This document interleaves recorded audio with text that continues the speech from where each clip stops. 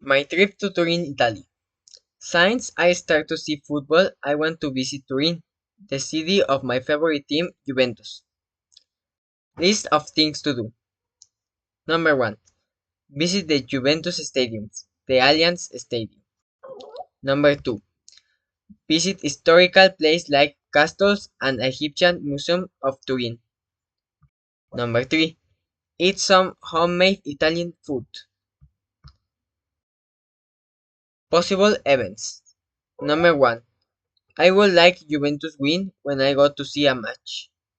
Number 2. I shouldn't have a lot of bash to be able to move quickly. Number 3. I must wake up early so I don't miss my flight.